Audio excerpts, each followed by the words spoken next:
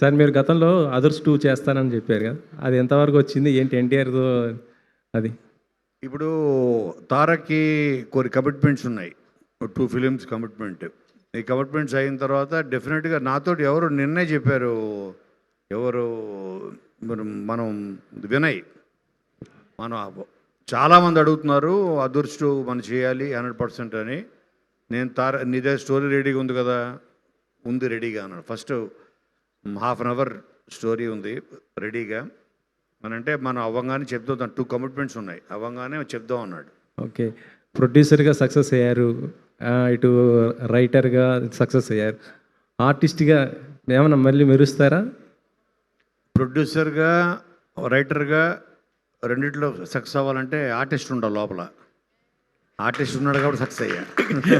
ఆ ఆర్టిస్ట్‌ని ఎప్పుడు స్క్రీన్ మీద చూస్తాం అనుకుంటాను. పెద్ద దాన్ని అది పెద్ద గోల్‌గా ఏం పెట్టుకోలేదు. But it's okay. ఓకే. వస్తే అవకాశం చేస్తా. చాలా క్యూట్ లిటిల్ ఫిల్మ్‌లా అనిపిస్తుంది.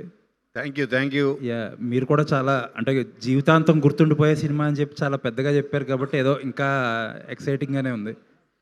సార్ బట్ అంటే మీరు ఇందాక అన్నట్టు 'దురంధర్', 'టాక్సిక్' లెస్ దెన్ 1 వీక్‌లో వచ్చేస్తున్నాయి. మరి ఇంత చిన్న ఫిల్మ్‌ని అంత పెద్ద వాటి మధ్యలో నలిపేస్తానికి అంటే నా ఉద్దేశం ఏంటంటే ప్రతి సినిమాకి మనకి మన మన ఆడియన్స్ అన్ని రకాల టేస్ట్లు ఆడియన్స్ ఉన్నారు. నాకు తెలిసిన వాళ్ళు మా ఇంట్లో ఇప్పుడు దాకా దురంధర్ చూడలేదు ఎవరు. అంటే వాళ్ళ టేస్ట్ అది కాదు.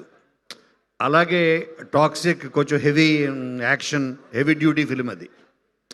సో దీనికి ఒక special audience plus especially after court వీళ్ళ మీద ఉన్న ఒక ఎక్స్పెక్టేషన్, ఒక టీనేజ్ లవ్ స్టోరీ, దీని స్పేస్ దీనికి ఉంటుందని నమ్మకం. అంటే థియేటర్స్‌లో స్పేసు లేకపోతే కొంచెం విజిబిలిటీ ఆ ఇష్యూస్ ఉంటాయి కదా సార్. కొంచెం పెద్ద సినిమాలు వచ్చి హడావుడి చేస్తే. అంటే నేను అంటే ఇప్పుడు తర్వాత ఫంక్షన్లు చెప్తాను.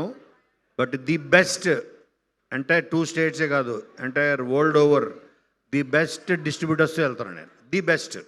ఇంకా ఆడకని మించిన ఉండరు. ప్రతి జిల్లా, ప్రతి ఏరియా ది బెస్ట్తోనే వెళ్తున్నాం.